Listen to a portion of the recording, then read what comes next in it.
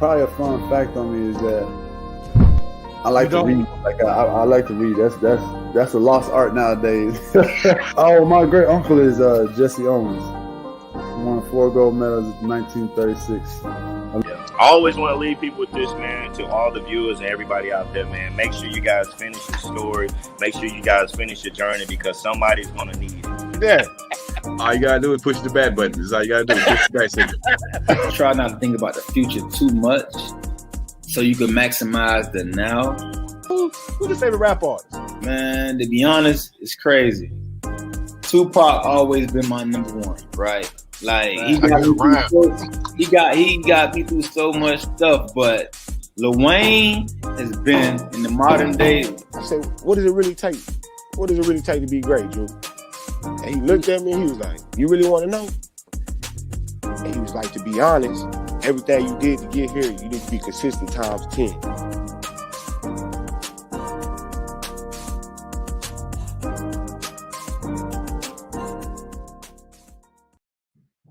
Good evening, everybody out there doing. Tonight is your boy, Coach Lee.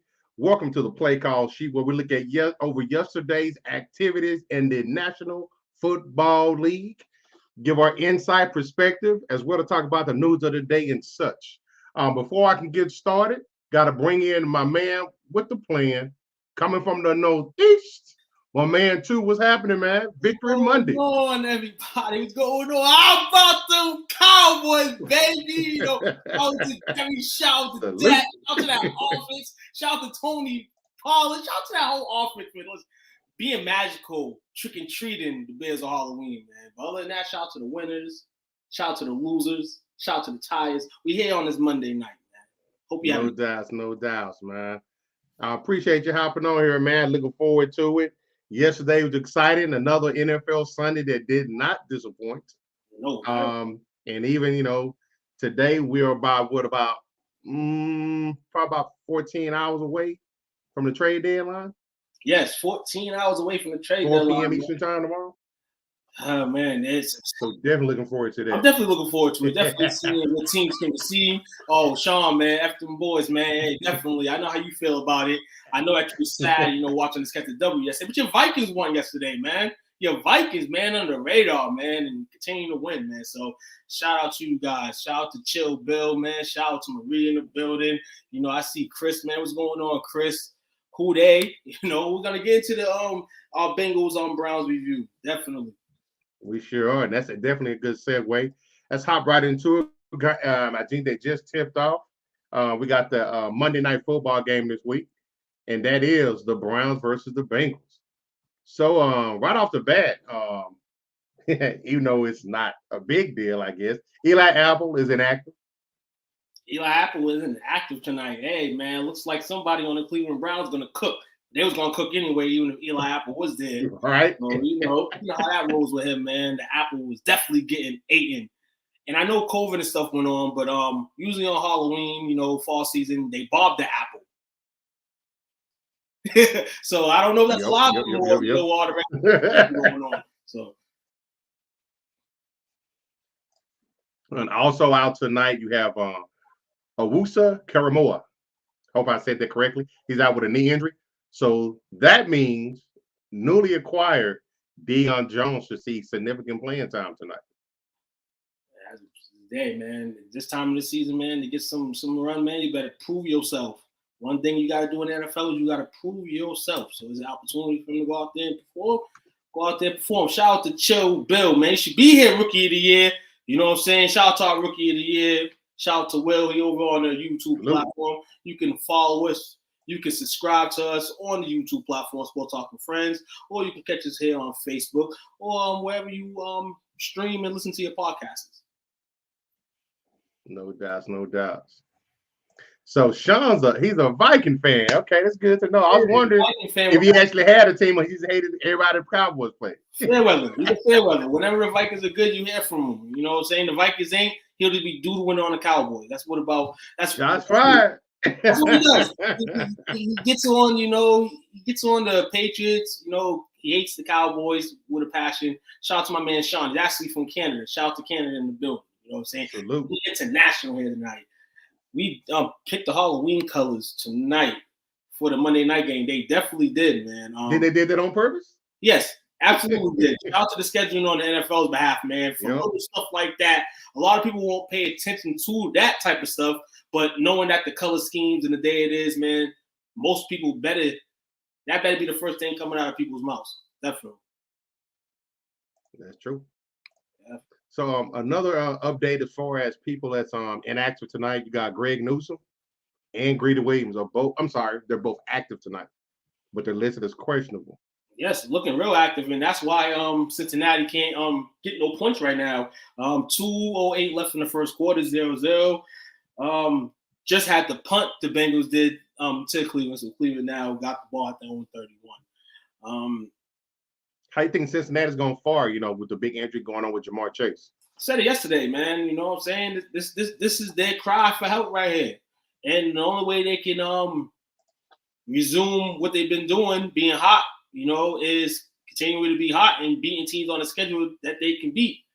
You got the Browns tonight. You had the Falcons. You had the Saints. So with the Jamar Chase absence, you not only have to be successful offensively, but you have to get that offensive line. They improved, but you got to keep improving that offensive line, and that defense needs to come play. Agreed. So I would have missed with Sean for a little bit here. Yes, congratulations to Bill Belichick passing George Halas. Shout out, number 2 all time. So he says Saints too. So he's a Saints fan. He's a Saints hater. He's a Saints hater. He's caught. Okay. He caught the Robert syndrome. You know what I'm saying? And hating the Saints. So him and Robert, you'll see them tag teaming on Saints fans posts. Raiders fans posts too. He's a hater of a lot of teams. He just likes to poke his chest out. And shout and trash talk. That's my guy. Yeah, but he cheered for a team with an empty trophy case. I think that's the only NFL team he went to see. I believe if I'm wrong, let me know, shiz. But I think I'm right.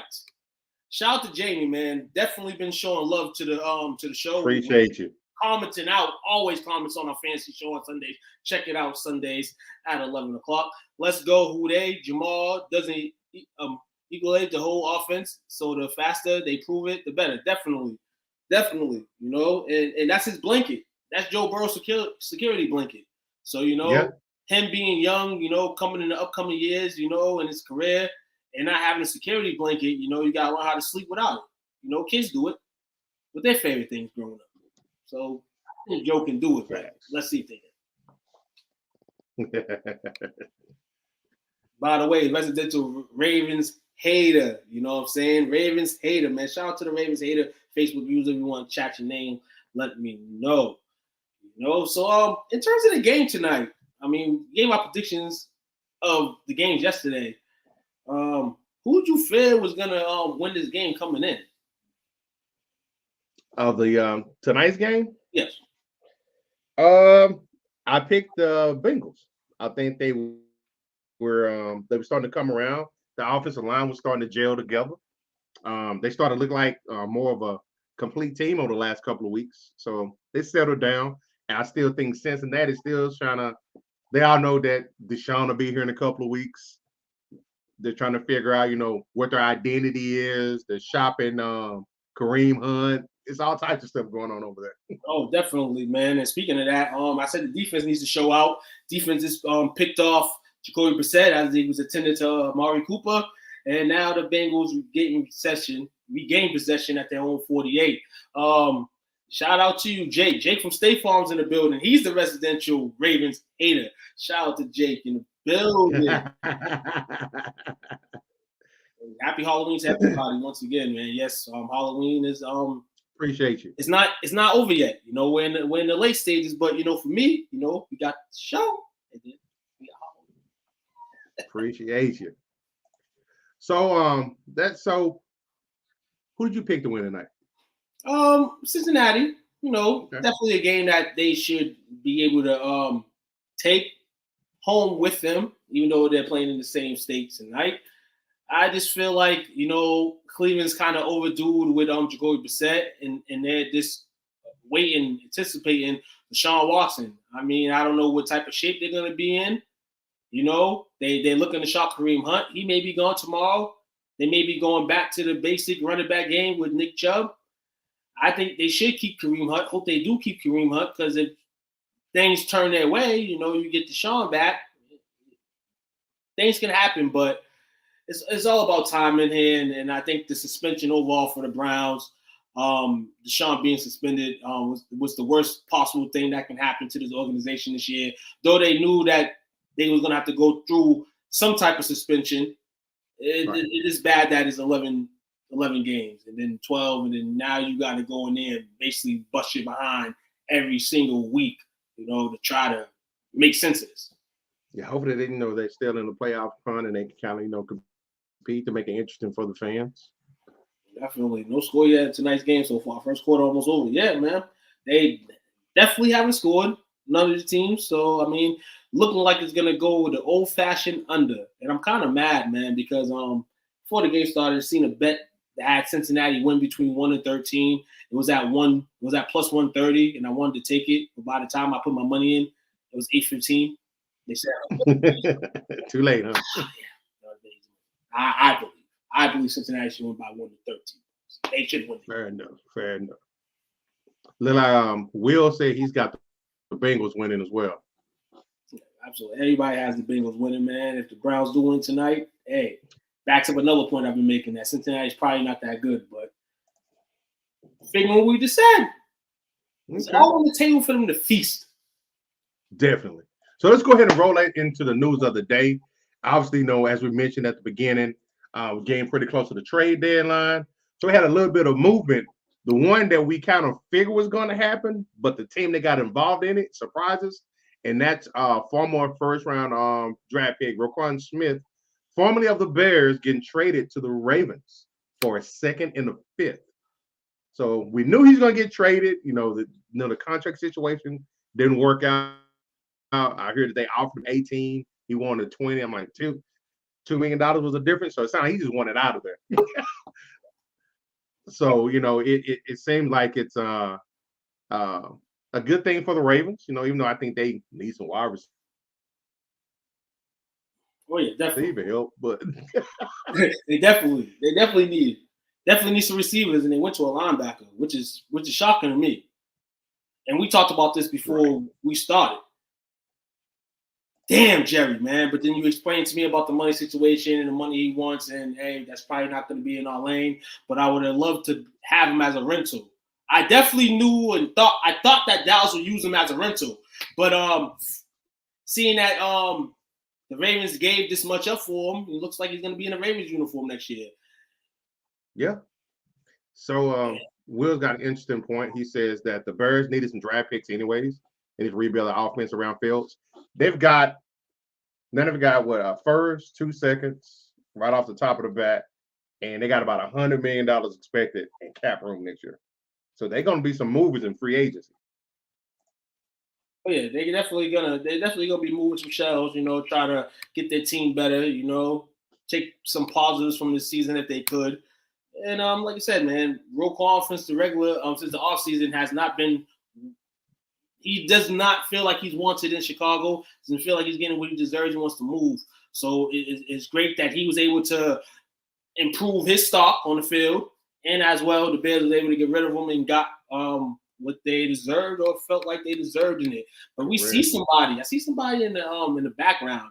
You know, and it's not Sunday and it's Monday, and I don't want anyone to bring him in because he got these tiger stripes on. I don't know what the heck it is.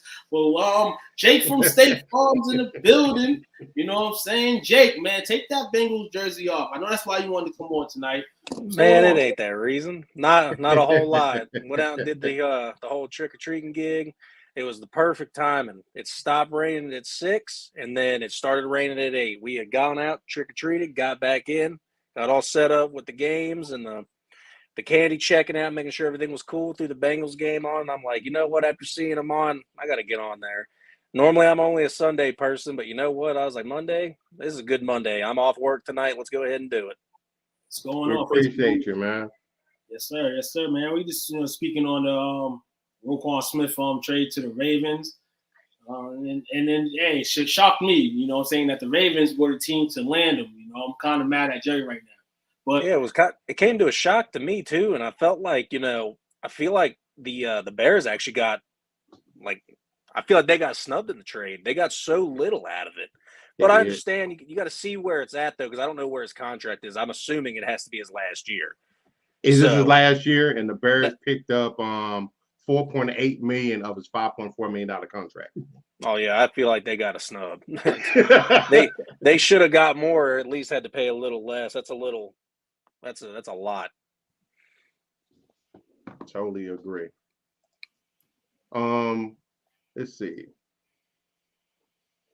Second thing of the day, as far as like the some additional trade deadlines, we did have some pre-deadline trade deals. Obviously, we had CMC going to San Francisco, and he's throwing touchdown passes yesterday. So it sounds like that's starting to pay off.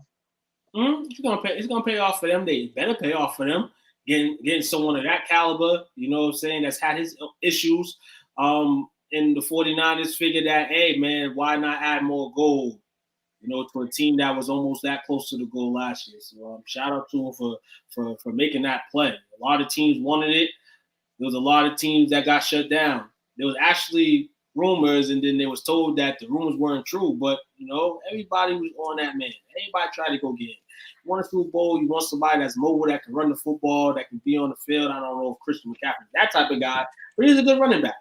You know, so if he stays healthy. If he stays healthy, that's what I was saying. If he stays healthy, we know he's a good running back, but the health issues.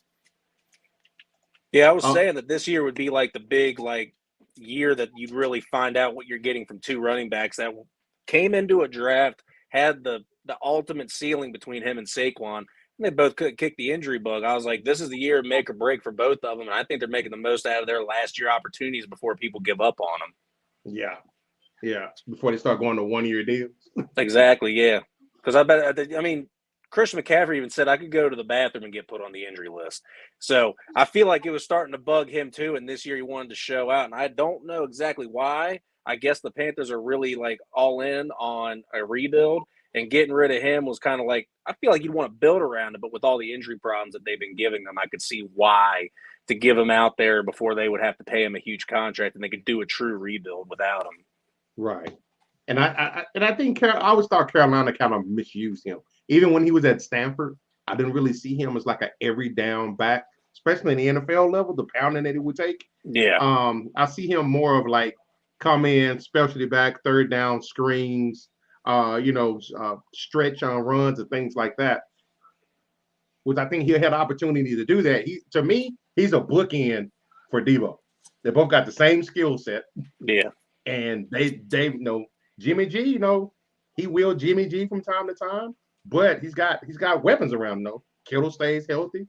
Decent running game, but they have the short passes supplements the running game. So San Francisco became scary again. Yeah. And that's the thing too, is that I know that I think a couple weeks ago when we were doing the fantasy cast that I was talking real highly of Brandon Ayuk, and I think me and Taquan were having a little back and forth about him. And I think he's really going to emerge on that offense. He's going to be big because if Debo's injured, that number one guy is Brandon Ayuk. And him getting the downs and the passes he gets, he knows how to catch and then get yards after catch. That's what you need in a receiver. Having Christian McCaffrey, that's when you can start, introducing the cute plays like they did on Sunday. And then, surprisingly enough, another guy that's always on the injury report, George Kittle, he's been healthy all year, I think. I think he might have been out a week. I take that back. Have not. It's crazy. Debo is not healthy right now. Yeah, and he's normally always healthy. 49ers barring injury, man. People are going to scream at him, but I'm going to go into the reality desk and say, perhaps not. I hope they stay injured. Because you know why I feel like what about them, man. Hey, everybody wants to peek into the party tonight, huh? See, everybody want to peek into the party tonight. Everybody want to come through today. We having a birthday party, but it ain't our birthdays, man. We got this Patriot guy here, another winner from yesterday, man. What's going on, Rookie of the Year? How we doing, fellas? Yes, sir. Had to slide in like Kramer right quick. Definitely. We just hitting Who told you to put the bomb on? This is our third topic on this Monday, man. We just hanging out, man. You know, I saw y'all. So I had to get home. I was just watching y'all on YouTube, and I finally pulled in real quick. So I hopped on, caught the first segment. I'm glad I got in. Definitely. No doubts, man. Appreciate you hopping on. Absolutely. It's great to finally be able to talk to my other Patriots fans. Great to talk to them. Hey, being You from got Cincinnati, reinforcements, I still got to rep these guys. I still got to rep and being from Cincinnati, or else my wife might, Understood. But we can't have you sleeping on the. We can't have you sleeping on the couch. Exactly. Take some snacks and you'll be all right. Another trade that went down ahead of time. Obviously, we talked about it a little bit last week. We talked about the Robert Quinn trade to the Eagles, which helps solidify that defense even more. But the one that kind of caught me off guard a little bit was when the Giants traded Kadarius Toney to the Chiefs, which I think that's going to be great for him. Yeah, once he gets help. I mean, they got put in the spot because I spoke up first because Tony's from my Florida Gators, so I love his game. He was a little bit of a headache and then couldn't get on the field. So you can be a headache if you're balling, but if you're a headache with a hamstring injury all year, it's gonna be a little issue. They got a little bit back for him, but that's a first round pick down the toilet. But he's gonna flourish with when he gets back and he gets through that playbook. He's the big play guy that offense is missing after Tyreek's gone. It's a nice pickup for them, man. Yeah. Juju's he's doing his thing, so he's gonna shine. Team getting the attention. Is it what's the other guy's name? Is it Hardeman? Yeah. No, he does his thing, and it just spoil the riches, I guess. Mm-hmm. Definitely what it is. Hey, based off the little bit of tape we seen last year, man, Tony good. Mm-hmm. Tony good. I like the toughness. I liked it all. And see where the Chiefs are going with this, man. Giving Patty another weapon. It's great. I mean, the Giants, at the end of the day, they didn't want to do with him. They didn't want to deal with the headaches, notion, and all that, especially right now, the way they playing. You don't need nobody like that on your football team, but that doesn't mean that this guy is not good. And that's why Kansas City, went to go pick him up. It was kind of surprising to me just because the situation and when it happened. And I honestly just thought that the Giants were just going to end up playing him. But at the end of the day, he's trade bait. Bring him to Patrick, Andy, and him. Well, yeah, he going to get into some loot, man. Hopefully he can get on the field. The hamstring, man. Like I said. Yeah. They were trying to get him on the field. Like they would. I don't know if they would have traded. Had he came back like 2 weeks ago and made a few plays for Danny Dimes over there, I think they would have kept him. But they kept saying like, yo, you ready? And he just couldn't get on the field. So I don't think he wanted to. I think he stressed it too. I think he stressed it too. He's side of that team, man. Right. The way the QB is too, it's like, okay, you was getting your balls with Daniel there. But at the end of the day, you don't want to deal with that. Then, like I said, the Giants don't want to deal with that either. Where they know their QB's not in that predicament to be worried about a receiver like him coming back and wanting the football. They throw for like 150 yards a game. He's a player who wants the ball 10 to 12 times a game. That don't match. So right, definitely not. Something else that I thought about too. They got a new GM. I know they got a new GM as well, right? I believe so. So they have no. They didn't pick him. They have no loyalty to him. Yeah, it's true. So I was surprised it happened, but now that I analyze it, it makes sense. It checks out. He got new coach in there. He might see him as a locker room cancer. And they sent him to the other conference away from them. Yep. So that's pretty interesting. The last news item for the day. This one is kind of funny, I guess, but AJ Brown went off yesterday. He scored 3 touchdowns. Yeah. And he gets to the facility this morning, and he gets hit with a random drug test. The random drug. Yo, honestly though, I like how he handled it. He tweeted and he joked about it. He was like, "Random, huh?" He was, but I mean, I get it when a guy just explodes out of nowhere like that. But if that's the case, you should have been drug testing him all along. Have you seen the way that guy is built? When he came out of college, dude, that dude, he's carved out of marble already. I mean, if you were going to drug test him, you should have been doing that shit. He reminded me of just a tad bit smaller version of DK Metcalf. They're the same guy. Yeah. Teammates at Ole Miss. Teammates, yeah. That's why they were workout warrior like buddies together. That's why they were like that. Jose Canseco, Mark McGuire. Yeah, exactly. Exactly. No, it's crazy. But you know why they drug tested him? Yeah. It wasn't because of 3 touchdowns. Nah. It was because the third one, AJ Brown's usually a cool guy going on the football field, catch a touchdown, boom, this and that. But he plays the game hard. Pointing at the cornerback and then doing the drum line, doing the stomp the yard or whatever. That was nice, man. Yeah, they bust out some temptations. They thought he was on some drugs last night. You know what I'm saying? Yeah. He did the Buffalo Bills before the game. Yeah. But if you're gonna random somebody, I guess. Yeah, man. AJ, was kind of out of his mind yesterday. But in a good way. And the Eagles, remain undefeated. Shout out to him. Prime candidate, man. Prime candidate.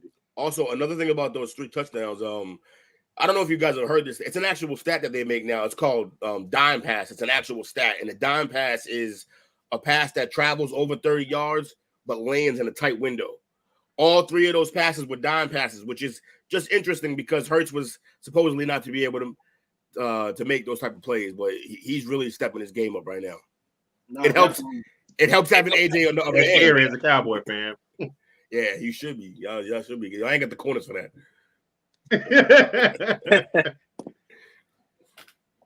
So we're going to take our first break for the night, gentlemen, and we're going to come back and take a look at the divisions. So hold tight. Let's get this queued up. Be back in about 15 to 20. Appreciate you. Yeah. That was good with the people. It's Montreal McNeander, NFL linebacker for the Cleveland Browns and Grambling alumni. I had to come through today.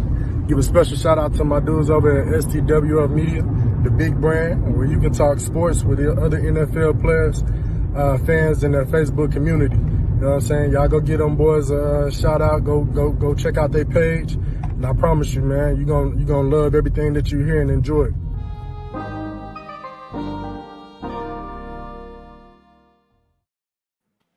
And we're back, fellas. We got Jake not from State Farm. We got Rookie of the Year Will, 2, and myself. So next up, gentlemen, we have the best NFL division / worst NFL division. Let me get it pulled up here. So yeah, I don't like the way that looks. Anyways. It's because you got that extra person, my bad. No, it's all gravy. It's all, hey, rather have you on here, man. So right off the bat, it's a good game last night, even though he kind of almost messed up my fantasy victory. But we got Buffalo in first place in the AFC East at 6-1, and the Jets 5-3, Miami 5-3, and your Patriots are 4-4. So how's that outlook looking for you guys? As a Patriots fan, they're looking great. Mac continues to not look like the guy. I know we're supposed to give him time to figure it out, but man, it's hard to watch Zappy do what he was doing, even though he looked bad at the end of that Bears game.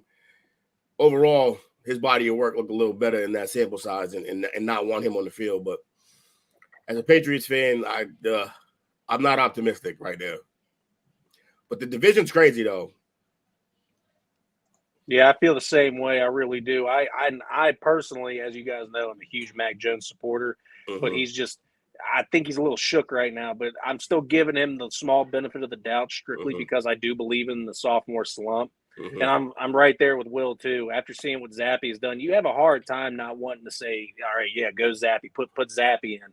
I was, again, Taquan and I talked about this off camera earlier in the week or late last week. And I made a post on one of the fan pages I'm part of, and I think it was a little despicable on the side of the Pats fans to boo him at the stadium. I think it was despicable. I think it was disgusting. Again, I am 26 years old, and I have been there for all of the Brady era, and I was there with Bledsoe for his injury year. And I've never seen anything like that from the Patriots fans. I really honestly haven't. I've never seen him boo Brady. I've never seen him do anything like that. Put this guy in, put that guy in. Everyone was excited for Matt Castle the year Brady went down because he almost got him to the playoffs. It's just something I've never seen before in that fan base. And I'm like, I expect better. I still got hopes for Mac. but I'm with Will. Right now he just does not look like the guy. But I will say he looks better in his second year than Zach Wilson and Justin Fields both, even Trevor Lawrence. I will say, So we agree. I will say to that. One thing I will say is, booing Mac is some real Philadelphia energy. We better than that. And on top of that, I will say, I don't know if he looks better statistically maybe than Fields. Fields is playing with literally no one. There's not a soul. Darnell Mooney is, like I said before, great receiver, but he's like my size and skinnier. And he's his number one. So the Bears aren't doing right by him. But yeah, other than that, though, I will say, I agree. Overall, looking better than Lawrence and Zach. Yeah, Zach Wilson. Zach Wilson threw 2 picks yesterday that were both. Any quarterback knows you throw those balls away, and both of those were interceptions. They were terrible interceptions. Like that guy, I had high hopes for him just from a prospect standpoint, and they're gonna have to shop again for another. So did I. I agree with you completely on that one too, and I think that the injuries getting of Breece Hall and Elijah Vera Tucker really took the wind out of the sails of the Jets because they came out and they looked okay in that very first quarter and in the second, about halfway through that second quarter, and then it's just like everything just went completely flat. Yeah. And now we got 13 straight against the Jets. I don't know if we'd be proud of that or not because of the Jets, how bad they are. But to me, makes me happy. I take it. Belichick went on ahead and passed George Halas on that. Nope. I don't see this being a playoff team. If they make the playoffs, it's a gift. But I'm still rooting for them either way. This has been my team since I was 5 years old. I ain't turning my back. I know you Cowboys fans feel that same way. Man, we ain't talking about the Cowboys right now. Thank you, Steve Burton and Dan Roach, for y'all intake on the Patriots and all that stuff. But the reality of it is, the Jets. I told Will this a few weeks ago. We will find out who the Jets were on the 30th when they played the Patriots, and we found out who the Jets were. The last place team, though, the Patriots stand in that spot. Patriots fans, yes, be happy with that win. Because that's as close as you're going to get to the top of the division. You know what I'm saying? The Jets, they're done. They're not going to tank, but they're going to have a good rest of the season, but not to the point where they're going to make the playoffs. The teams we need top balls to cream of the crops. Miami, we see them still winning games with Tua. The Tua shouting is still time. I don't care if he throws for 100 yards or 300 yards. All he's done is win with that football team. Tua's balling. Balling. Bills, man, all around. All you're saying is that we're playing for the Cheese Bowl. Yeah. Y'all just playing for the season, but y'all gonna play competitive. Y'all gonna play hard every single game. Y'all no slouch. It must be fun throwing the Cheetah and Penguin, man. Those two guys are crazy good. Yes, they're always open, and then you can't give them an inch because it's a touchdown. No, be real. You even got that. Good. Are they? That in my eyes, I was gonna scream it yesterday on social media. Are they the best duo in football? They're close. What I would, when healthy, you gotta lean towards Chase and Boyd. Plus, they have the third and T. Higgins. And I would say also when they start throwing a little more like they did last night, AJ and Devontae are solid too. But just from a pure big play, they stretch the defense better than any team does. You got to keep two safeties high all game, the whole game against them, or they're gonna give you a 40-50 yard play or a touchdown. And they can score from anywhere on the field with those two guys. So maybe I don't know if they're the best overall duo, but they're definitely the most dangerous. I got to go with Diggs and Davis. I was about to say Diggs and Davis too. Yeah. Depending on how Davis continues to grow, I was going to say that absolutely. And I was also going to throw honorable mention in there, even though he's not producing as much as he did last year. But we're not talking about last year. I was going to say Jefferson and Thielen as well. Yeah. Mm-hmm. Also, you know what makes Diggs and Davis so that honestly, if you give Josh Allen, Cheetah, and Penguin, I'd say they're more dangerous than Diggs and Davis. Right, it's the fact that Allen's arm is anywhere on the field. You waiting for Gabe Davis every game to say word. If Gabe Davis is a plus, then Buffalo definitely should win. Right. So Allen and Hill, it's like, oh, You gotta watch them both. Oh, we know these guys aren't gonna be on. Right. Call me crazy, and I don't like anyone in my division. You guys know I am the residential Ravens hater. But the thing I have a gripe with Josh Allen when it comes to his play, I do believe that he holds on to the ball way too long. When he starts to roll out and just try to get out of the pocket and he holds on to it instead of throwing it away, he has bad decision making. Did it twice last night. Don't call me out. Exactly. Last night, he holds on to the ball too long, and he tries to make he's not Patrick Mahomes. He can't make plays off his feet just because he's a wizard. No, I think he is Patrick Mahomes. He makes too much time, and he ends up throwing up ducks like Mac Jones does, sadly. But it gets tipped and intercepted. He did it twice, like Coach Lee had said. If he doesn't hold on to the ball as much, or he does better decision making, just throws the ball away, the Bills would be very dangerous. But Josh Allen is still yet a young quarterback, and he's still growing himself. I would say for every bad decision he makes when he holds on to the ball, he makes 5 unbelievable plays. The kid, he's a net positive no matter what he does. The kid's disgusting. Yeah. Right. So while he could scale that back and it'd probably be even better, obviously, I still think he's a net positive because on those plays, some of those are touchdowns. Some of them are picks, but more of them are touchdowns. I can agree with that. Next up, we got the AFC North. Baltimore's at 5-3. Cincinnati's at 4-3 playing tonight. Cleveland's at 2-5 playing tonight. And Pittsburgh's at 2-6. They're done. Pittsburgh, get ready for the backpacks. You know what I'm saying? Yeah. Cleveland. See you in Cabo. Backpacks, even though, your ticket sales will go way up when Deshaun comes back, and there'll be some prime time, live time. Ultimately, the two teams in this division, the Bengals and the Ravens. Ravens just made a move today for Roquan Smith. Shocking, surprising, but hey, he's gonna do something for that team. Bring some more, testicular fortitude, as they say. Mm-hmm. And for a Bengals team that's trying to find that as a team, I'm gonna say, like I said yesterday, the Ravens have to up in this division, and they will win the division.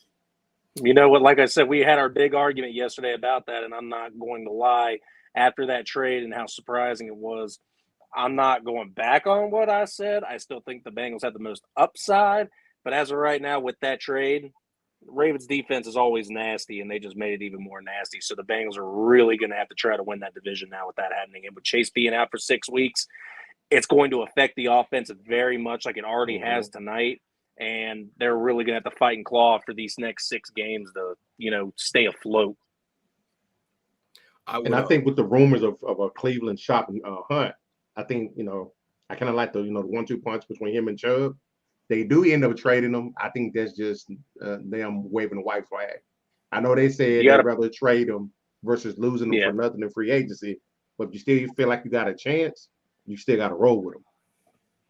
I think. Do you have any bit of a prediction where he might end up? Man, I sure hope he don't end up in Philly. Philly's been talking. They've been sniffing around, man. They're buying.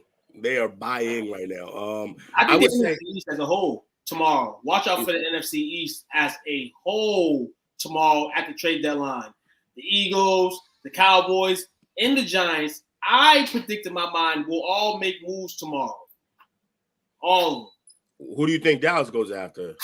I'm gonna be real with you. As good as these young guys are, yeah. And you can call Gallup what you want to call him, a veteran on this team. He's earned that. I feel like we need another veteran or a hot shot. Jerry Jeudy or Brandon Cooks could be a Cowboy tomorrow. If I was a Cowboy, I would stick with what we're doing, and I'd go after somebody like Chubb. Like somebody from Broncos? Yeah. He might be for sale. Because he's a pass rusher, but he also can help on the run, and that's where y'all weak. Y'all run defense got destroyed again like yesterday. Y'all won convincingly, but they ran down your throat whenever they wanted to. They just were down by however much, so it didn't really matter. But y'all defense is built like that old Colts defense. If we got a lead, good luck. But if y'all don't have a lead, that defense is not as good because you can run on y'all. But yeah, that's interesting. That's interesting. Back to the conference though, I would say the Bengals, I still thought the Bengals have a leg up, even with Chase being out.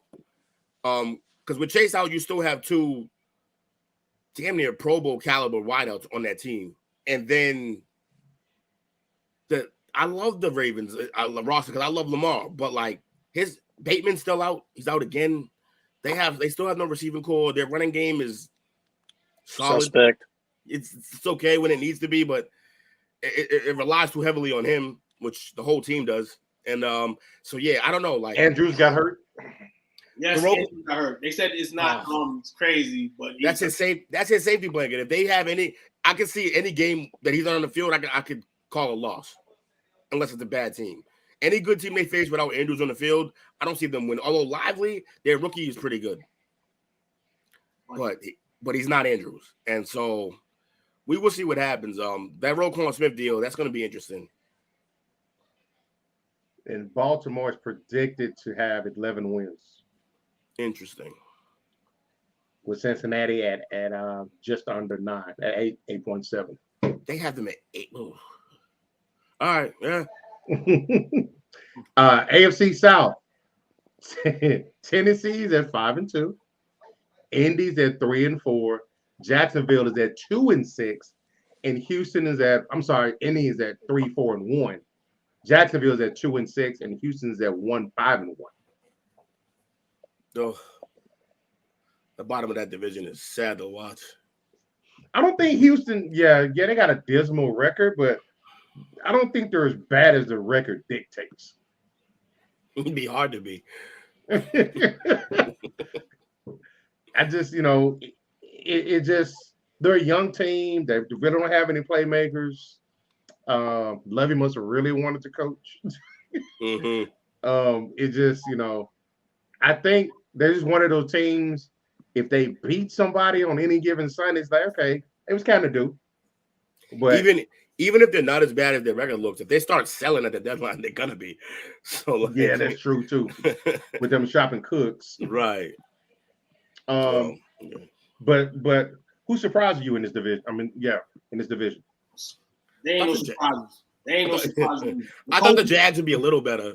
I just feel like I don't know why I've been saying the last few years the Colts. I just feel like maybe they'll find some glue that sticks, and they haven't found no glue that sticks. Sunday they lose a game to Washington in their own stadium. You know what I'm saying, blowing the lead, and it's just disgusting. That's the surprise for me in the division. I can deal with Tennessee being on top if Mike Vrabel's coaching is overdoing it all, and that's what is happening right now. Because the Colts should be the best team in this division, and they're not, and it's surprising me. It's sad. Is Tannehill hurt? I was about to ask. Yes. Tannehill is hurt. Yesterday. Because I was like, at a 5-2 to switch quarterbacks to a project of a rookie is very interesting to me. But shout out to Malik Willis because he didn't do that bad. But at the end of the day, the reason they won that game, King Henry. Yeah, 200 yards, and they put Malik out there and was like, hand the ball off. Don't do nothing stupid. That's pretty much what he did. He did exactly what you're supposed to do. Hand it to your key players. Yeah, that's what the best running back in the league does. Best running back in the league, Derrick Henry. That's what you do. Dang, man, I didn't know we could agree on something. No, it's not real. No, I've seen. Sometimes, listen, to be on the top for me, man, it takes a lot. Derrick Henry had to obviously, like every running back, earn that spot. There was a time where he could have been cut. The Tennessee Titans were looking to cut him. I was reading an article today. Second year, I believe. And, Chris Johnson told them not to, and then you get Derrick Henry, the best running back in the league.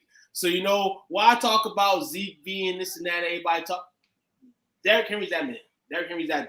Oh, by the way, I called that yesterday. I know we're not on the topic. We already passed it. I told you about Tony Pollard yesterday, too. I said he was going to get 21-plus points. I think he almost hit 40 on fantasy. Yeah. Pollard's a baller, but and I mess around with Tuke and say that Pollard's the best back on that team and they should start him. But the truth is, their dynamic, the way it works now, is perfectly fine. Like when Zeke's there, he should be starting. I mean, he's the one that you ram him up the middle, make the defense tired, bring in that lightning.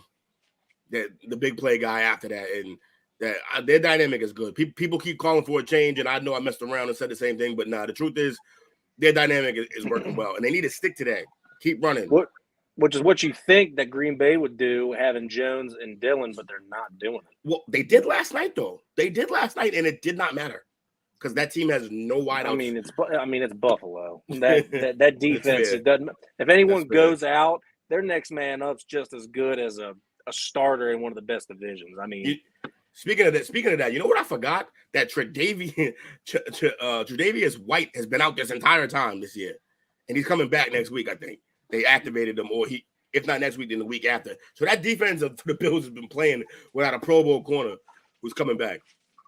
So the thing with King Henry yesterday, Tennessee ran the ball 45 times to 10 passes.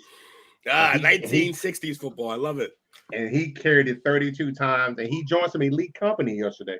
He tied AD and the Juice for the most 200-yard games in NFL history. It's funny. It kind of stops at 6 every time, huh? I wonder if you get another one.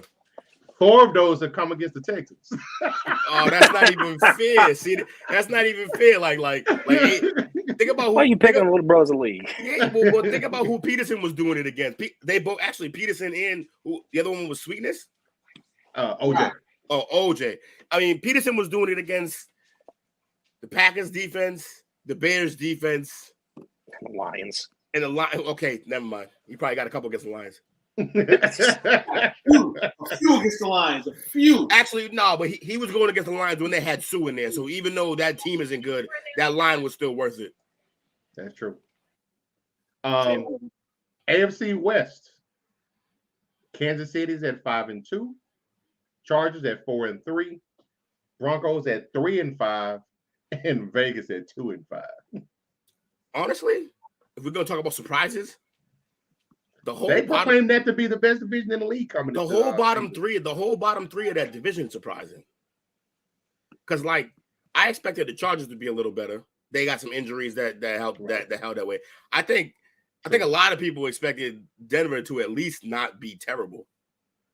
And yeah, that's wild, man. It's interesting. Denver's been terrible, and the stuff that's coming out about Russ from former teammates in Seattle, man, it's like, kind of breaks my heart a little bit, Russ. And not only is he bad, Geno is killing it. He's killing it. And Rex Ryan is beating his chest about it. Oh yeah. He's been having fun on the shows. I've been watching in the morning. He's loving that Geno transformation. Oh, hey, Coach Lee, I appreciate you letting me know about DK playing yesterday because his fantasy points really helped me out. I thought he was out because on Saturday, I believe it said that he was projected 0 points, and I had to throw, I think it was Isaiah McKenzie in, and I'm like, all right, I'm gonna be scared. I don't know what I'm gonna do. And then you said during the live, I was like, you said what now? All right, hold on, give me that iPad. All right, DK in, I'm good. Clutch. Everybody else. Hey, y'all make sure y'all tune in. We'll be shout out to the fantasy show. Shout out to the fantasy show for real. Yesterday, man. Shout out to us on Sundays, man. But it's the Chiefs versus everybody else. But I got a surprise for you guys. What you got? Something about the Chargers. Russ and the Broncos is about to start riding. Oh God! I like the slogan. At first, I didn't like the slogan, but I always like the slogan. But it's funny. Let's ride. It's going to become reality. I think Denver, just overall, they didn't play a good team yesterday. But they did. If the offense just fixes himself, they can be decent. Overall, they're predicted to be 7 games. And if were fist, we'd all be drunk. No. But we got to think about it. No. We think about it too. You know, in the division, it's kind of hard to say that they are gonna compete and end up in a good spot in say 5-6 weeks. But I think they will. I'm not sold on the Raiders. No one is. No one is. And I honestly think that the Chargers, and I want to root for the Chargers. I just think like the organization, I just think they're cursed. I think they're cursed. I don't think they. But too, they are. They might be. So you talk wild card spots. Potentially. You know, we know Kansas City's probably gonna lock up that division. Mm-hmm. Yeah. We're not asking us to go out there. It's like kind of like talking about other QBs like that. We know they can't really throw touchdown and score. We're not asking you to score 30 points. We're not asking you to do that. But are you still going to say that, knowing that they're out shopping Judy and Chubb? But this is the thing though. For that type of that talk's gonna be there. If Judy's still there at the end of the day, then you're gonna have to rock with him. You know what I'm saying? And I think that Judy would still play and do his job. I know Judy's name has come up quite a bit, but Schefter was on before this game and he was saying, like, look, I get that his name has come up, but he's like, from what I'm hearing lately, his connection with Russ is starting to build. He was like, I don't think they're gonna do it with Judy, but Chubb might go. Right. I just feel like they just need a little bit. You know, the season's so long, but bad things have happened, so we can only talk about the bad things. You know, but their defense is still tops in the league. And Russ, it's like Russ and Dak kind of, you owe your team. You owe your team, Russ.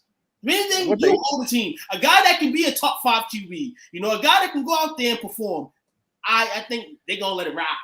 And if anything, they don't need to be trading away anybody. They need to get rid of some picks or maybe find someone to give up to get an offensive line with. Because with Garrett Bowles being out, Russ was already getting sacked a lot. You need to get a couple of linemen in there to protect this guy to give him a chance to throw the ball. I said the same thing about Burrow last year when he was getting creamed. You need a line. Quarterbacks need more than 2 seconds to throw the ball. I agree. What I would say is, though, if they have picks, if they have assets like that, I would actually look, with Russ signed that long and you got some young receivers there, some young weapons, I would punt on the season. Sell Chubb, get some picks, get that line you're talking about, but get it through the draft and free agency next year. And then, because I just think the Chiefs, they ran away with the division and they're hiding now. You're not going to find them. You're not catching them. So I think you got to just, I mean, I get the idea that if you get into Eagles. I get if you get into the if you get into the playoffs, anything can happen. I get that idea, but I don't think so. I think right now the Broncos have an 8.9% chance to make the postseason. Just the postseason, not even advance or like just. Hey man, that's not crazy. Good. Hey, 8-0 Browns. With 2 minutes left over the Bengals. Nick Chubb goes in. They go for 2. It's successful. Joe Burrow already sacked twice. Add that to the number of times he's been sacked already this season with the new offensive line. And they just fumbled as well. But I think they got the ball back. I think if they win this game, though, if the Browns win this game, I know they only be 3-5. They just scored. I can hear the room ahead over. We have people over for the game. I said I'll do the podcast. You guys have fun. They just scored, I think. Maybe. If the Browns find a way to win this game, they're interesting because all you got to do is stay afloat. It's not like nobody's running away with that division. They got an interception. If you stay afloat and then get Watson back in there, could be an interesting situation. They're within striking distance. Yeah. NFC East. Undefeated Philadelphia is at 7-0. Dallas at 6-2. The Giants at 6-2. And Washington is at 4-4. I don't want to touch this because I don't like the division, but I will say that is the best division in football. Yeah. Right now, looking at the odds, obviously the Eagles got a 99.9% chance to make the postseason. Dallas has a 97.4% chance, and the Giants have an 88.4% chance. I like that division, man. The bottom team I even like the bottom team. The Commanders, man, they got Taylor in there now. They're dangerous again. That better team with Taylor. I love Taylor. I love Taylor, man. He reminds me, he gives me the same energy as Fitzpatrick used to give me at quarterback. Like that same, like anything can happen when he's on the field. Yeah, man, it's the Minshew effect, really. I mean, they're the Nick Foles. They're all they're all the same type of guy. But I just say if they can get Terry McLaurin more involved, or he decides he wants to wake up and killed Gilly. He killed Gilly last night, lost him, and he wants to re-enter the scary Terry phase. That the offense is going to be dangerous. And I think Chase Young's coming back soon too, and unless he's already back, I mean the Commanders really ain't that bad. It's just they decided to go out and get Carson Wentz. They got Robinson, and they got hurt. Yeah, Robinson. Mr. Many Men came back to the Many Men song. That was gangster right there. So my question for you, the obvious question, will the Eagles go undefeated? No one does that anymore. Now, look. They have a great roster, and they have a very good chance of going to like 12-0, 13-0 even. We've gone over their record, their schedule a few times, and it's looking okay moving forward. But I think they got to play Dallas, right, at some point again, and that's going to be Christmas Eve. Yeah, that's going to be tough. And listen, Buffalo, hey, right? Yeah. So call me stupid, but I think the team that's going to take that undefeated record, unless Buffalo plays them first, Green Bay. I think it's going to be the Commanders. Really? They're just going to like he said with Taylor Heineke. If Heineke, you never know what's going to happen. Heineke's going to pull the Fitz magic, and he's going to. I don't know, man. I'm just saying. Don't be surprised. It's always the teams you don't expect to do something to throw something out of the hat like that. Just say, "Ha! Ruined your season." Why would I say the Texans this weekend? It's a trap game, is what it's called. Yeah, trap game. I look. I won't argue with that. I love Taylor, and I love when he plays and the stuff that happens when he's on the field. Hey, look, everyone looked at me crazy when I said that the Vikings are going to be the surprise team of the year, and they're sitting there with one. Well, you were crazy. You just got lucky. Yeah, salute you guys. Show love to the NFC East. This is well deserved. This is well earned. This is a long time. Well overdue. Shout out to the guys, man. If Dallas, Philly, and the Giants make the playoffs, we're bringing the Commanders with us, man. You can ride on the train. Let's go. Everybody on the bus. Hey, Russell, I'm taking your slogan. Let's ride. Yo, man. Shout out to both divisions, though, man. Playing hard-nosed football. Giants lost a close one to Seattle yesterday, but it's good that I don't got to hear no Giants fans today. But other than that, man, best division of football. And, the Giants do somewhat, play a good hand in this because they're going to be the team potentially spoiling maybe playoff appearances, standings, things like that. So, well, let me ask y'all this. So I've heard a lot of people play around with the fact that you could potentially have all 4 teams from this division make the playoffs. And I'm looking. Do we believe in Green Bay getting it together? No. Chicago, Detroit. You can't see that. They'll find out Sunday. Green Bay will find out Sunday because guess who they play against? Guess who we go? Do we go to Lambeau this weekend? No, we got to bye this week. Oh, so we play the Packers at Lambeau off the bye. Off the bye. Oh, we ready. That's going to be the game to determine Green Bay. Because this is an Aaron Rodgers game. Tuquan loves statement games. He loves statement games. I'm going to be real. We may not only have to beat Aaron Rodgers. I was saying Jordan Love might play yesterday. We might have to go hurt Aaron Rodgers. I don't think if we keep him standing up, we're going to win. Nah, you'll be fine. He loves the players. And now if we beat him, the season's over for him. Nah, you'll be fine. You'll be Tony fine. Pollard to CeeDee Lamb better do a Lambeau leap. Yeah. Yeah. I feel like Tuke grabs the schedule at the beginning of the year and just circles a bunch of statement games. Like, this is going to matter. This is going to matter. I sure do. Real talk. I look at that game like, hey, I didn't care about week 1, but week 2 mattered. Cincinnati, teams that I despise, like that. The Green Bay Packers, I love Green Bay, and the fact that the competition's always there, and we know that Aaron's gonna come play.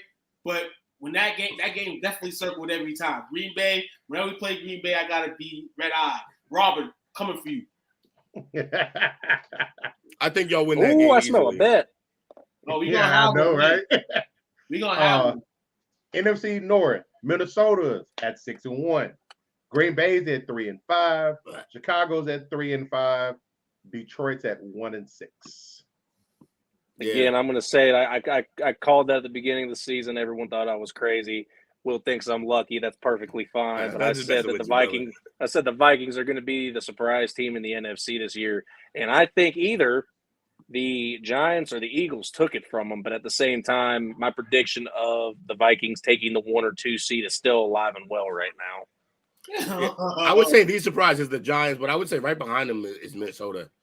This is not surprising. This is just something that's like the Vikings been holding themselves back. I'm not surprised at this because this should have been happening. They've been letting Aaron Rodgers abuse them for years. That's kind of why it's a surprise though, because Aaron's been abusing them, and also What's surprising too is that Dalvin Cook is still on the field. That's surprising. Yeah, that's That is. That too. Oh, That is. for sure. It had to take the demise, a declined season of the Packers team for the Vikings to finally get together. So they're first by default, I feel, in this division. You know what I'm saying? And that's no disrespect towards them. They earned the wins that they got. That right there. You see that right there? Yeah, I was pointing at that. What did I say this every Sunday. Kirk's going to Kirk. Don't start him in fantasy football, but they're still going to be shocking because look at the tools he has around him. Yeah. There's no way they can't succeed. Jefferson, Thielen. They have a third wide receiver that I'm losing his name right now. Irv Smith's a young, athletic tight end. Dalvin Cook in the backfield. If he goes down, Alexander Mattison. They went out and got that dude from Green Bay for the linebacker position. They got two really good corners, Harrison and Smith in the back. I mean, this team is stacked all around. Like Daquan said, though, this team should have been like this, and they have not been showing up because Kirk's gonna Kirk. But this year they're starting just to. They're the bootleg version of Buffalo. I think Zimmer because Buffalo it took them forever. Oh well, Buffalo's on top of the AFC East now. It took been trying to do that to y'all for years. It took the bully to fall back for it to happen. And I think Zimmer leaving. I think Zimmer leaving and getting a new head coach to switch up the scheme was also a big part of it too, because Zimmer was a defensive heavy coach. They went out and I believe they got an offensive heavy coach, which is why that this change and this shift's happening as well. Yeah, when that fish rots, though, it always rots at the head. Kirk got to be better in big games. When you see his stats in big games, like his records and stats, it is horrifying. It's not even him. It's not even him. Well, no, yeah, me and Coach Lee were talking about that on a Sunday show one time, saying that his record, which is better now on primetime games, he was 60, 60, and 2. And I'm like, he's literally the ultimate mid quarterback. And I'm like, it's the mediocre. Yeah, I'm like, there's a crop of quarterbacks, and Mac Jones, sadly enough, is scraping on it. You got the Tannehill, you got the Matt Ryan, you got the Kirk Cousins. They're all nothing but a bunch of Kirk Cousins. And I'm like, Mac Jones is getting really close to it, which is sad, but it's like these guys are the most mid quarterbacks in the league. They can do stuff, but then they can also go out on the field and look like a first-year Geno, sadly. But you got all the promise in the world, just make it happen. You're not getting any younger. I think Kirk's in his 30s now because he got drafted with Robert Griffin III. Yeah, I'm about to say, he's healing longer than 2. RG3 is looking great on the screen on the talk shows and stuff. He's on the field, though. Kirk's my guy. Thielen getting old, too. Hey, respect to RG3. I loved him at Baylor. God, he was so me too. It was electric. Hey, Kirk, hey, RG3, speaking of him, if I'm RG3, I'm mad at Kirk Cousins every day. Because look at the millions of dollars that Kirk Cousins has gotten over the course of his career. And you know why he's gotten that? Because of you, RG3. You know what I'm saying? Yep. I hope, well, it's never going to happen, man. But RG3, I mean, you owe me a couple dollars. He got to be mad. He got to be mad at himself, though. He shouldn't have played in the playoffs on that knee. No, he was never the same after that. But that was a really good, interesting year of the playoffs, too, because him and Kirk Cousins, top 2 picks, top 2 quarterbacks of that draft, both made the playoffs that year. It was really cool. Interesting. NFC South, we have Atlanta at 4-4, Tampa at 3-5, New Orleans at 3-5, and Carolina at 2-6. I think we found our worst division. Exactly. I was about to say the same thing. Welcome to the worst division in football, NFC I'm South. Enjoying it. I am enjoying it. I'm enjoying it. I'm enjoying it. It's all bad, man. It's all bad, top to bottom. Just hard to watch football. You know, it's surprising. I heard that Sean Payton gave the Saints a pep talk before the game. Man, I did a whole lot, didn't I? You know how bad that? You know how much I wouldn't listen to that pep talk? Like, motherfucker, get out of here! You should be coaching us. You should be coaching us right now. He's still under contract with them. So they said, "Hey, Mr. Payton, you have to permit to your duties. You know what I'm saying? Come over like to a charity or something and speak." The Saints in the charity, he's going to speak to him. Now they picked up the phone like, "Help me! Help me!" Oh, come back and coach. No, I'm not coming back to coach on the field. Well, can you talk to them? Is Michael Thomas healthy? Nah. All right, I ain't coming back. I'll see y'all next year. Kamara being sharp too, man. It's crazy, man. But yo, we had a game. They had a game yesterday for the lead in the division, and that game was all around crazy. It's like Vegas and the NFL made sure that game had some controversy in it. You know what I'm saying? DJ Moore was flagged after what should have been the game against Atlanta, touchdown, you know, for taking off his helmet after the touchdown, which I felt like, that's kind of tough, man. It wasn't just him, though. It wasn't just him, though. 3 other players had their helmets off, so they had to call it. That's a problem. I mean, you got your own teammates hyping you up. I was excited. I got crazy for it. I'm like, that was a great play. Coach Lee, did you see this? Because I was talking with him during that time. He's like, yeah, that was great. I was like, did you just see what DJ Moore did? He just lost in that game. He was honestly, what's crazy, though, when DJ first took his helmet off, he was out of the end zone. They read the rule today in the pregame. So when he first took his helmet off, that wasn't actually that wasn't against the rules. He was fine because he was off the field. Then his 2 other teammates took their helmets off, and then they all walked around the end zone together like they were taking photos and shit. Like they went crazy after. So it wasn't really on DJ. DJ was just the first to do it, and then the refs just called it on him. So it's just like, but this is where this is the NFL. This is where you separate the boys from the men. You should know the rules. Grow up. And like you said, he was already out. But the thing is, be excited that you scored, but you're going to celebrate with your helmet on. Go to the sideline and then get hyped and let your kicker go out there and not feel pressure, because that field goal turned into a regulation field goal. It turned into a 48-yard field goal, I believe. And he missed 2. He missed that. It's all on his mind, man. It's all on that man DJ's mind, man. He's playing with a deserted team that don't know what they're doing. He's on the trade block as well, correct? A lot of things going on with the way that touchdown maneuvered himself. You know what I'm saying? It's like, get it out. But at the end of the day, unfortunately, points were taken off, but with these field goal kickers in this world today, who knows if he was going to hit the extra point anyway? You know what I'm saying? That's just the way the world works. That's fair. So, he also missed an entire other field goal. So, yeah, we don't know what he would have done. But quick football trivia. Who's the player that made that they had to make that rule for no helmets, taking the helmets off? It was Emmitt. That's the Emmitt Smith rule. Emmitt Smith, right? It's the Emmitt Smith rule. Hey, Coach Lee did it quick. I knew he would. I was trying to stump him, but I knew he would have that one, especially because it's his team. So, you know what's funny? Y'all know somebody made the ding ding ding at the front as far as like the worst division. If Carolina had a 1 yesterday, all 4 teams would have been 3 and 5. So bad, and they would have been number 1 because they had the best divisional record, right? It's so bad. It's so bad. You know what else I say though? I know it's a big if and whenever Michael Thomas decides to play football again. They look a lot better with Red Rocket in there. They really do. They don't look great, but that defense is still a solid defense. They just spent way too much time on the field this year. With Red Rocket back on here, because I have Kamara in fantasy, he's been lighting up the last couple of weeks because of Red Rocket. And so it's an interesting thing with that division so obviously horrible. You could win that. Anybody can still win that division. Yeah, a lot of people like to give Andy Dalton flag too, but again, my wife's got all the trivia on Dalton. He broke a ton of records here in Cincinnati, and he holds a lot of records, winning, passing, anything. I mean, he dealt with a lot of stuff and a lot of flack from the fans because the fans here expect too much. It's like, well, you guys aren't even a football city. You do need to realize baseball started here. Not the point, though. The thing is that he did a lot, and he pretty much got booted out the same way Carson did. If Burrow doesn't do something, he'll be on his way out in about 5 years. Well, and Dalton was not a bad quarterback.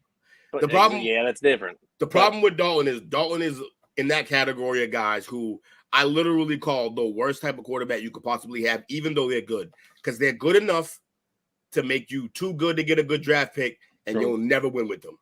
So is he in the Kirk Cousins category? They're basically the same guy. All right, he's just a little shorter.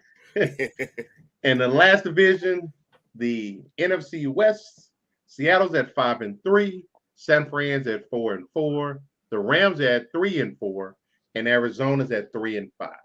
And this is the mid one. Yeah, another weird division with a couple of those teams. Everyone expected to be better.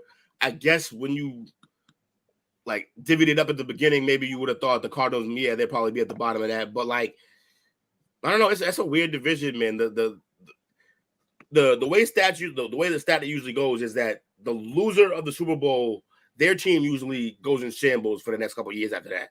But this year it's been different. The winner of the Super Bowl, that team is falling apart. Yeah, the team. Hey, y'all say the same thing about my Lakers in the NBA. They're falling apart. They sold. They sold They did that. Now this time, I believe you when you say it. They sold for it. And you know what's crazy thing is? The Rams, man, they got an RIP game coming up. Their next game, they play the Buccaneers. so it's gonna be a lot of RIP games. We're gonna call the next 2 to 3 weeks RIP, potentially RIP games, because the season could be RIP for a couple. Another statement game. Book it. The division is nothing, man. It's a bunch of teams that are greedy Fs besides the Seahawks that got rid of their greedy guy Russell Wilson that wanted the whole city. You know, and they're the team right now that's in first place. Shout out to them, man. You know, shout out to them. Shout out to Pete Carroll being on his Bill Belichick. You know what I'm saying? Oh, you want the bag back by?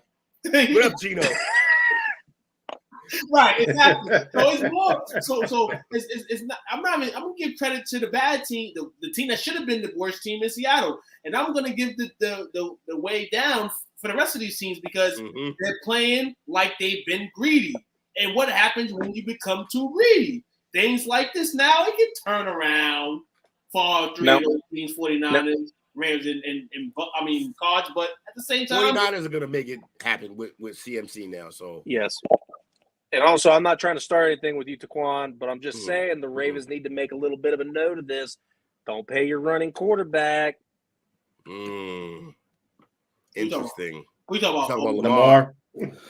Yeah. Talk about don't pay your running quarterback. They went on ahead. Arizona overpaid for their kindergartner, and it's biting them in the butt right now. But DeAndre Hopkins being back might be able to light a little bit of magic back, but we'll see. My theory on Kyler is, sure, everybody wants to make a big deal about him studying and stuff like that. I would say 2 things about him studying. I would say, one, it is the same system he ran in college. It's the same one. It's the same coach, same system. So maybe he would study less than the average quarterback would study the new system because it's not new to him. Also, he has a coach that I don't think holds him accountable because it looks at him like his son or like his best friend because they've been together for so long. And also Cliff Kingsbury is a one-trick pony. Great. Air raid. We like it. It was cool, unique. Caught a couple teams off guard when you first came through. But now we got the tape and you don't have a plan B. So Cliff got to go. I'll give Kyler one more team, like one more coach and system before I bail on him as a player. But I'm done on Cliff. Kyle's gonna bail on Arizona because before they even get a chance to bail on him, he already have the bag. He ain't going nowhere. Hey, starting probably in the next year and a half, you watch you here on ESPN. That new Modern Warfare is out. No, not on that. But MLB spring training has started. And guess who gets an invitation to spring training? Kyler Murray. I guarantee it. For who? I guarantee it. Kyler Murray will get an invitation in the next year to spring training, to an invite to an MLB team. It'll be the A's. They still own the rights to him. Yeah, they got the rights. Still got the rights, exactly. So that you got to keep that off. And I never took that away from any of this. He's potentially going to get the bag in probably both sports while playing video games whenever he wants. Right. Nah, baseball don't hand out bags, man. You got to play for a while. Yeah, play for a while, but he'll be happy with the MLB schedule, knowing that you can probably go home and play video games. They ain't gonna care about you. You're playing for the Athletics, probably. You know. I don't know if he's gonna be able to get used to playing in front of 1,500 fans, as opposed to the thousands he plays in front of now. Right, definitely. So we're gonna take our last break, gentlemen. We're gonna come and do the power rankings of the top 10 Super Bowl odds. Then it'll be a wrap for us. So we'll be back in about 15-20. What's up, world? Kyrie Robinson, man. New Orleans Saints veteran. Hey, man, make sure you guys go check out my guy, man, STWF, the media, man. Take them guys out. Y'all want to get sports talks with players, with fans, anything like that, man, go check them guys out, man. That's the place to be if you want to talk sports. Who that nation?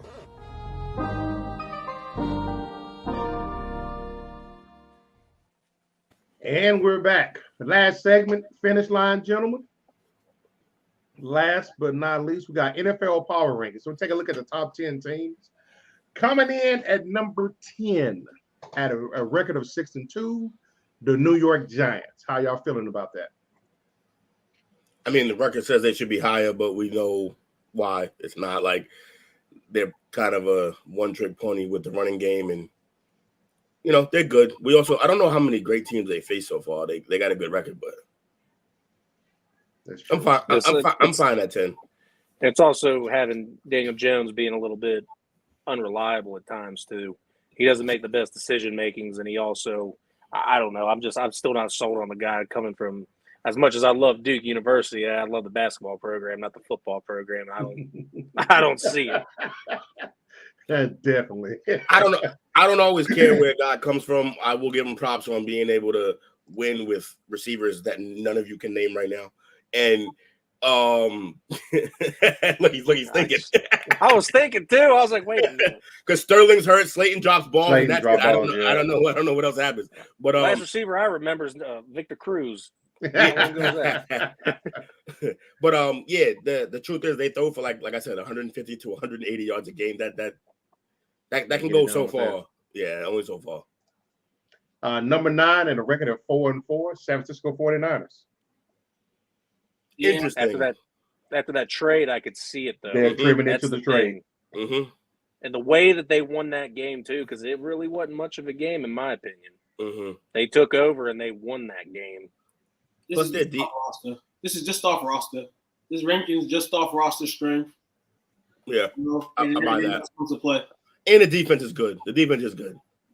Fred Warner, I think he's still the most underrated player in the league.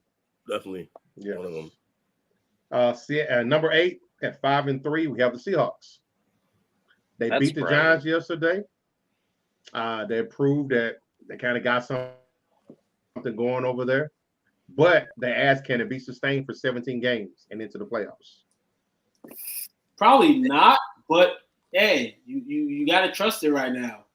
You gotta trust it. I mean, they're playing teams that are in the rankings. They're beating teams that are in the rankings, so you gotta give them respect right now. That went over the Giants, who were ranked the week before, in a lot of people's top 5s. So outstanding win, and I mean, throughout 17 weeks, maybe hard for them to sustain it. But it's a good first half for them, man. If they lose the rest of their games, the season's already been built and lessons have been learned upon everything that would happen last year. I would say on that revenge tour. Yeah, sure. I would say from just a football formula standpoint, from just how like formulaic from a formula standpoint, they have a good running game. I love the kid Kenneth Walker. I knew he was going to be a beast. He's a horse in college. They have 2 wideouts who can score at almost any point on the field. Mm-hmm. They have a defense that is playing well, corners that are playing real well. That rookie, Tyreek Woolen, is everything they thought he was going to be and more. And then, they just have, and they're playing good defense. So they have, and a quarterback who's not messing it up.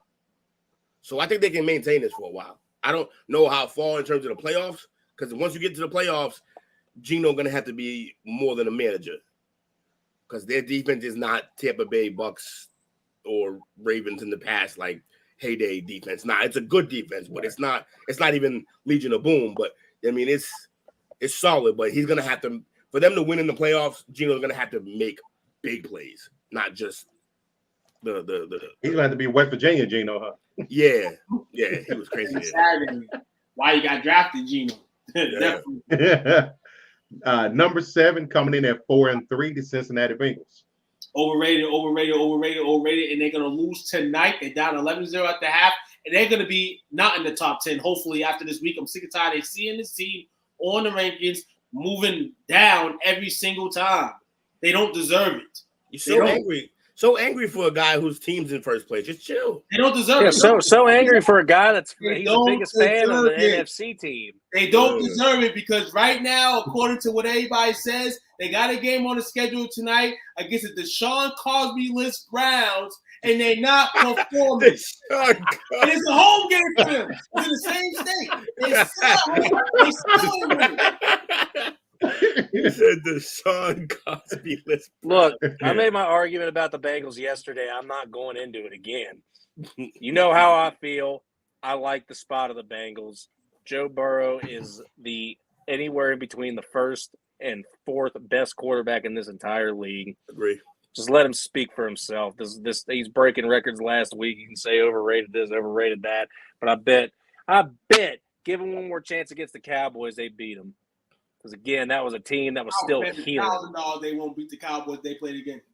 Word to Burrow's turtleneck, man. They would. Especially no Jamal Chase. Yeah, we're taking that. Nah, yeah. Without Jamal, it's gonna be ugly, but we're gonna eat. Yeah.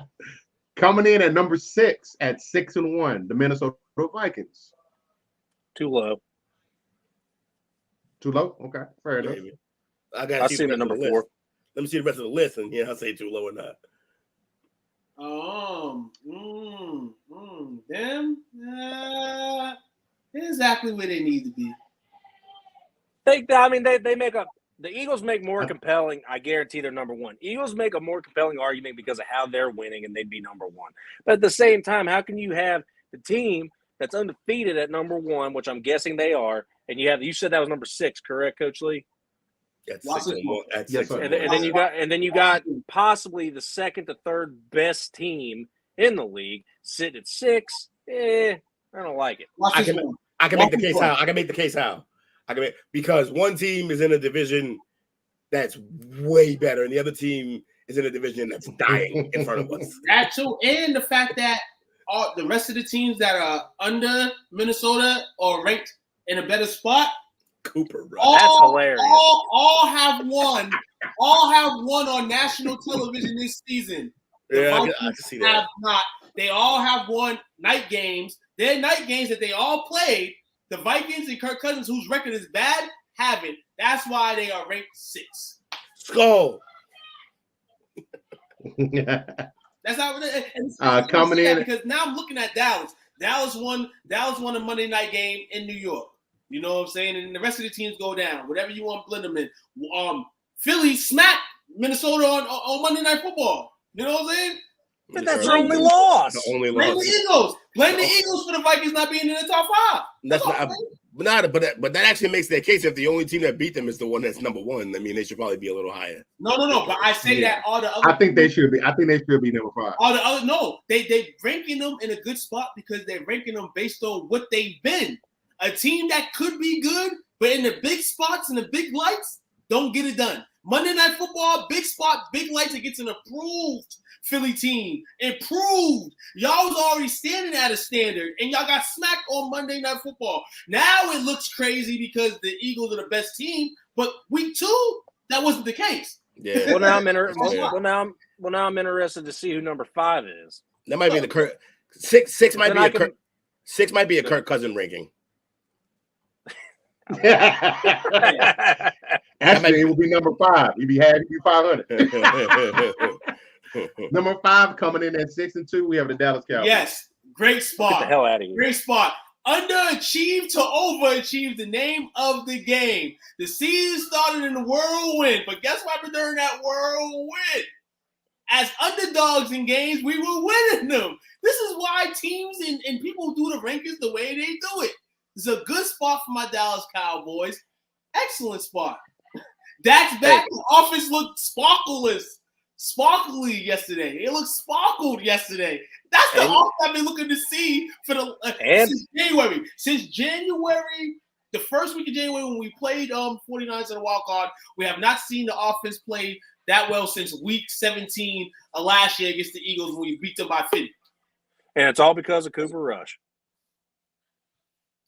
Yesterday was because of Dak Prescott and Tony Pollard and the rest of the team. It's because of Tony Pollard. I told you. I said I messaged you and made sure that you knew the reason they won that game is because of Tony Pollard. We was playing the Bears. He had a good Hey, I was close, by the way. I said they were going to have 5 sacks, and they got 4. I was close. They was playing against some of the Bears yesterday, man. Shout out to Tony on doing his thing, though.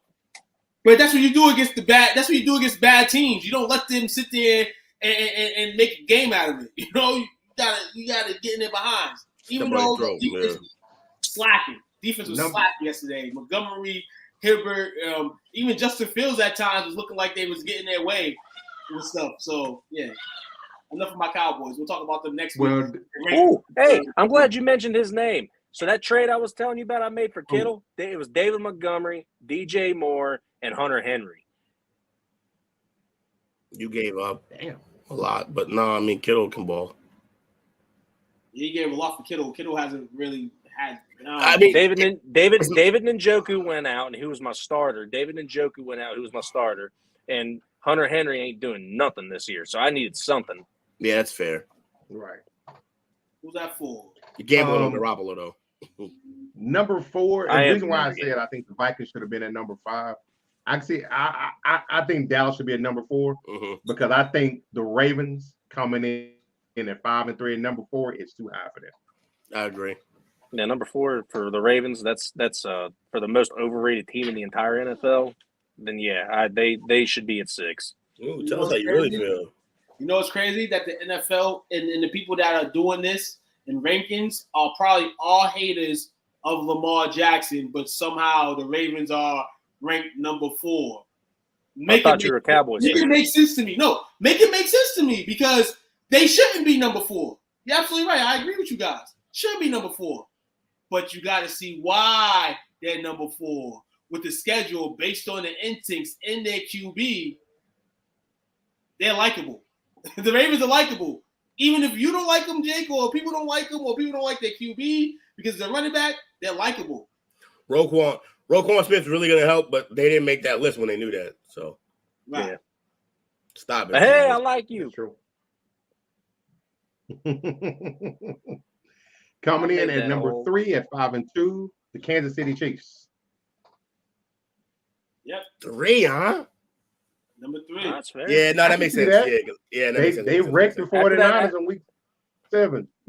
The reason why I can see is because I can already predict the next. Eagles is number 1, and then you got Buffalo at number 2. Buffalo beat Kansas City. It makes sense. Yeah, I'm with that. You already see, Jake, you getting it. You getting how the rankings work somehow. It gets into the flow of things. You know what I'm saying? Like, rankings get fluent as the weeks go. If you look at them every week, you'll get the flow. I see the I did last week. I see the smoke around you. I felt them shots fired. But you know what? That's why I like doing this. I'll learn. I love it. Here we go.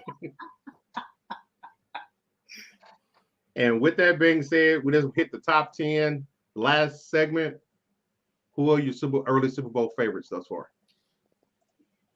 Some of y'all. At first, I didn't believe that like the Eagles had the power to go that far. Then they got AJ, and now they're using AJ. I can see Chiefs Philly, man, or Bills Philly, but I think the Chiefs still got their number, even though they beat them this year already. I think Chiefs kind of were getting used to not having Tyreek around, and they had to figure that out. New Juju and get him worked in, and now if they ever get Kadarius going, I can see them once again winning another shootout with the Bills. I want to bounce off of what you said because you mentioned Juju. I think a lot of people, especially the Cincinnati fans, never really fully appreciated the talent that Juju was because of the rivalry. I saw him play this weekend, and I was shocked. I'm like, this guy's out here making catches that I don't think many receivers in the league could make. Mm-hmm. He was doing a lot. I'm like, and he's only 25. That's a year younger than me. I'm like, he was doing some crazy stuff, and I was really impressed. I'm like, hey, Juju ain't bad. Mm-hmm. Everyone in Cincinnati just thinks he's a TikTok dancer. I'm like, well, this guy's got talent.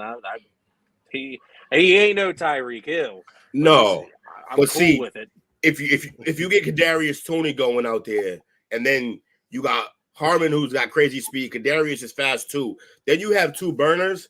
That puts Juju in the spot of just like a move the chains guy with Kelsey. That's 4 guys that are all dangerous and all that. And then you bring Yeah. Hey, you do him in a curl route or a cross route. Exactly. I mean, he's right there, and he has hands. He will come down with and he blocks well. He'll lay you out. Yeah. So Juju's a great pickup. It's just that when you're sliding in some shoes the size of Tyreek Hill's, it's gonna look a little funny at first.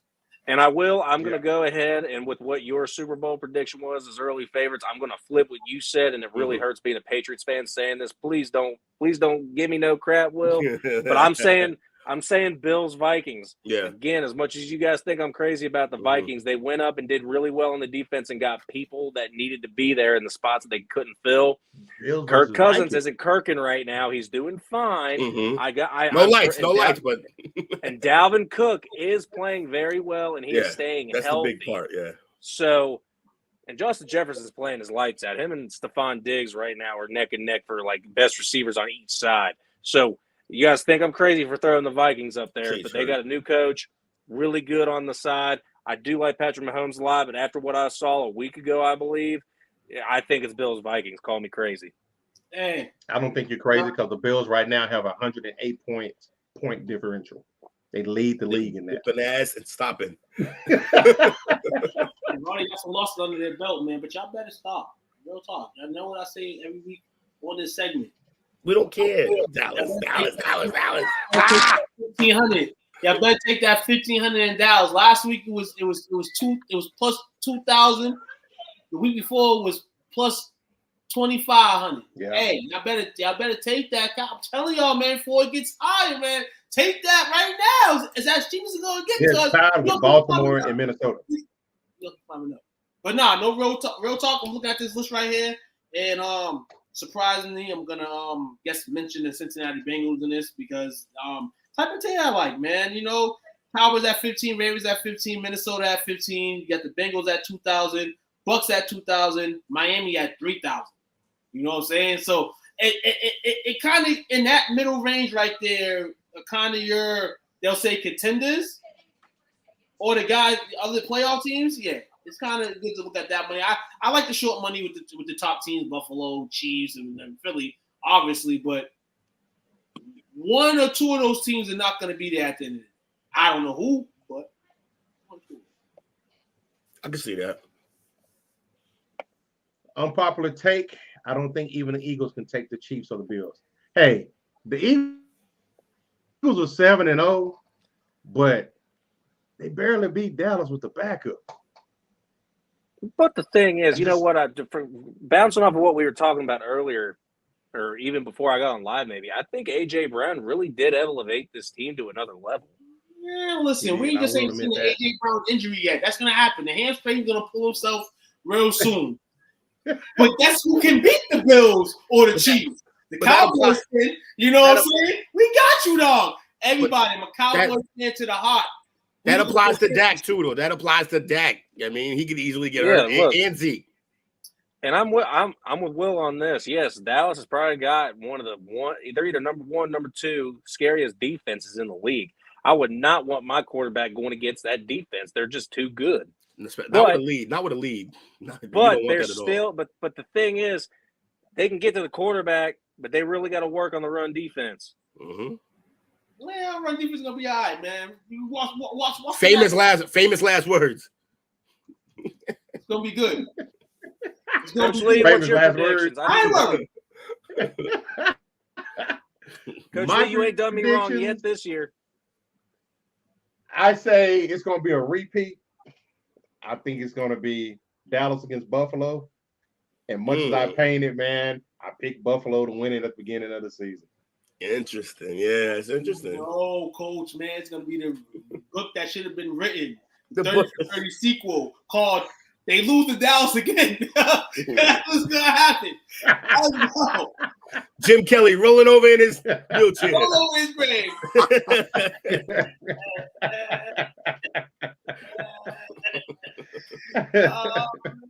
He said, "Why?" Patrick said, "Why?" Right?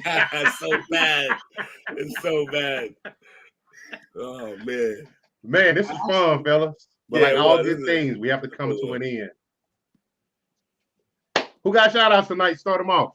Shout out to everybody who was tuned in today. We appreciate y'all. You know what I mean, shout out to Jake for showing up today, and this was fun having a new rookie next to me chilling. Even though he's not a true rookie, but like you're a rookie for this show anyway. He usually, he came out of development league, balling. So we appreciate you, and the Bills are cursed. Started with a coin toss. It's bad. And shout out to the brand, man, and you fellas. I appreciate y'all. Thanks for having fun and doing this. No doubt. Yeah, as always, thank you for having me on. I really appreciate it. Like I said, I started at AA, went to the AAA on Sundays. Now here I am during the week. I didn't know if you needed to step in or not. I'm glad I was able to get here. I went and did the trick or treat and everything. It was great. Weather was awesome for us. And thank you guys as always. And I got my wife yelling in the background about everything with this game, so I gotta make sure to calm her down. She switched her jersey 3 times. She thinks it's lucky. But enjoy your guys' week and stay safe. You trying to sleep on that couch tonight, ain't you? I want to give a shout out to the Cleveland Browns because they are whooping this Bengals ass right now. Shout out to the Browns. That's why Jamie keep changing her jerseys back now. Tell her to become a Browns fan after this game. Well, other than that, shout out to everybody that show love. Want them to sleep outside? Subscribe, follow, like, share. Yes. Podcast. You know what I'm saying? Wherever you can, watch wherever you can. Take a skim at it. You know what I'm saying? Rewind to your favorite part. I don't care, but show love, man, and we should love back. Have a good night. No doubt. Shout out to Marie Cruz. Shout out to Chris. Shout out to Sean. Shout out to Jamie. Shout out to Daryl. Shout out to Jesus. Shout out to P. Diddy. P. Diddy, the real P. Diddy, dog. The real P. Diddy. Yep. Appreciate y'all hanging out with us tonight and commenting and stuff. Shout out to everybody that attended our first annual Halloween party Saturday night. We had a great time. We had a pretty good turnout. Shout out to you, gentlemen, for hanging out. This is therapeutic for this old man here. I appreciate, sitting up here talking. It's like barbershop talk, man. Yep. Sports. One last shout out. You know what I'm saying? So I thought you was done. My fault. What you got? You cut out. One last shout out. I like to shout out my cousin G, who's locked down. Shout out to my cousin Junior, who passed away yesterday. I love you, brother. Condolences. Got unplugged. Yeah, I love you, brother, and I appreciate you. Shout out to my aunt Lisa, who's dealing with both of her sons not being around her right now. But the family's strong, and chilling with you fellas give me the energy to give strength to my family too, man. So shout out to everybody. Definitely. No doubt, man. Hey, we can end with that, man. Some powerful words. Make sure y'all tune in tomorrow night for the Sports Chatter Show, 7:30 Central Standard Time. With that being said, it's gonna be a boring week. The Cowboys are out, but hopefully we got some trades popping off tomorrow. Time for some egging. If not, go get Donkey Kong soup. You know what I'm saying? Time for the egg, baby. Time to go outside and let these eggs fly, baby. You know what I'm saying? Grow up. See, got these eggs about to fly, Will. Grow up. We ain't in the P no more, man. Grow up. I'm still in the P, baby. Yeah, I appreciate y'all. We'll tune in with you guys tomorrow. Thank y'all. Y'all have a good night. You too. Take care.